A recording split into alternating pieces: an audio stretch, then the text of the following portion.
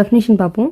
Virtual base class is a base class that is declared using the keyword virtual in inheritance to avoid multiple copies of base class when using multiple inheritance.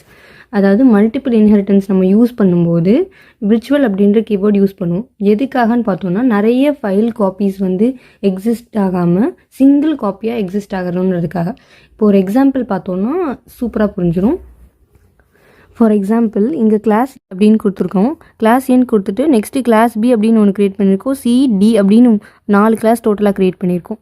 இப்போது ஏ அப்படின்றது ஒரு base class. ஏன் இது base class? Because இது B and சிக்கு எல்லாமே inherit பண்ணுது. அதனால் ஏன்றது பேஸ் கிளாஸ். அதே மாதிரி பியும் சியும் டி அப்படின்றத இன்ஹெரிட் பண்ணுது. ஸோ இது வந்து ஒரு டைமண்ட் ப்ராப்ளம் மாதிரி இருக்குமா? நெக்ஸ்ட்டு இங்கே விர்ச்சுவல் அப்படின்றது யூஸ் பண்ணியிருக்காங்க. விர்ச்சுவல்னு யூஸ் பண்ணனால நமக்கு வந்து மூணுலேயுமே இதுலேயும் ஒரு ஆப்ஜெக்ட் இருக்க போகுது, இதுலேயும் ஒன்று இருக்க போகுது, அதே மாதிரி இதுலேயும் இருக்க போகுது.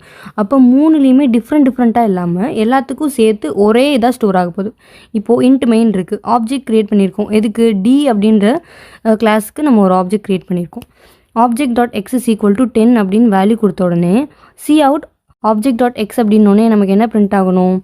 10 அப்படின்றது பிரிண்ட் ஆகணும். பட் டி அப்படின்றது ஏ கிளாஸையும் இன்ஹெரிட் பண்ணுது, பி கிளாஸையும் இன்ஹெரிட் பண்ணுது, சி கிளாஸ்லையும் இன்ஹெரிட் பண்ணுது. ஏ எப்படி இன்ஹெரிட் பண்ணுதுன்னு கேட்டிங்கன்னா பிக்கும் சிக்கும் ஆல்ரெடி இன்ஹெரிட்டன்ஸ் இருக்குது. அப்போது ஆட்டோமேட்டிக்காக அதை வச்சு நம்மளால் இன்ஹெரிட் பண்ண முடியும். ஸோ 3 கிளாஸுமே இருக்கனால நமக்கு என்ன ஆகும்? ஒரு எரர் வரும். என்னடா எதிராக சூஸ் பண்ணுறது அப்படின்ற மாதிரி நம்மளோட கம்ப்யூட்டருக்கு வந்து ஒரு டவுட் வரும். இந்த டவுட்டை குறைக்கணுன்றதுக்காக தான் நம்ம பிக்கும் சிக்கும் விர்ச்சுவல் அப்படின்ற நேம் கொடுத்துட்டோம். அப்படின்னா இந்த எந்த ஒரு கன்ஃபியூஷனுமே இல்லாமல் டைரெக்டாக எக்ஸோட வேல்யூ இஸ் ஈக்குவல் டு 10 அப்படின்னு சிங்கிள் காப்பி மட்டும் சேவ் ஆகும். இதுக்காக தான் நம்ம விர்ச்சுவல் பேஸ் கிளாஸ் அப்படின்றத யூஸ் பண்ணுறோம்.